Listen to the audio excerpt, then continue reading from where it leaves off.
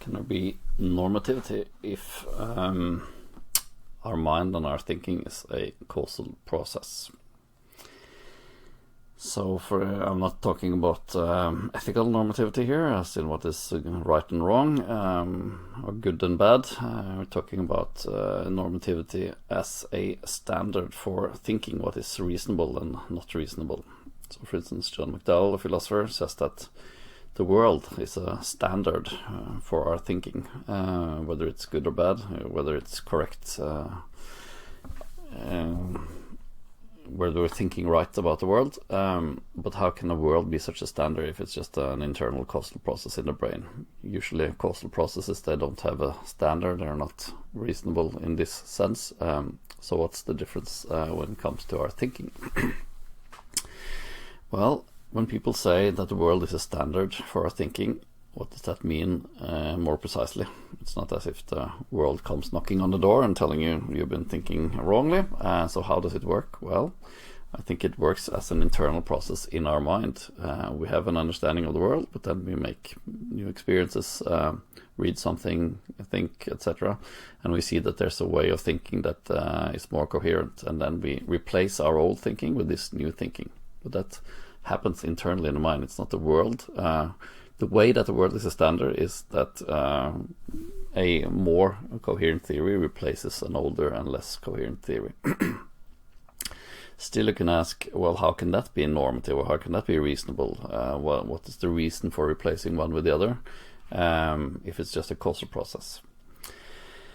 So one way to answer then is, how do we act reasonably or act for reasons if it's just a causal process? And we've looked at this before, because it can have to do with choices or reasoning. And when it comes to choices, we saw the example with a man seeing a chair and then another person approaching the chair.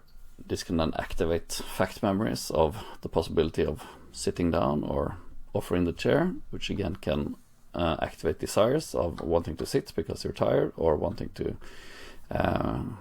give away the chair to be a nice person, which can then activate memories of having done this or that, and feelings connected to that, which can then also influence how strongly you desire one or the other alternative. And finally, when one desire reaches a certain threshold, signals are sent to the motor neurons to make the body act, and you do one or the other thing. So it's possible to describe it as a causal process, but it's also possible to describe it as saying, I wanted this goal for that reason, that is what I wanted the most. And the same applies to reasoning. Let's say you're sitting and doing mathematical equation or something that doesn't necessarily involve strong desires, etc.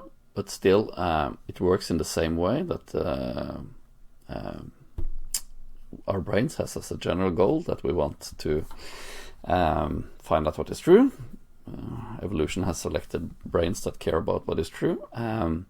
And so the brain can then test various alternatives to find out which is most likely to be true. And we looked at how that happened in the videos on reasoning, inductive reasoning, deductive reasoning, finding answers to questions, etc. All of them being a matter of seeing what fits best together. So that is how the brain determines that one alternative is more plausible to be true, and it makes more things fit better together.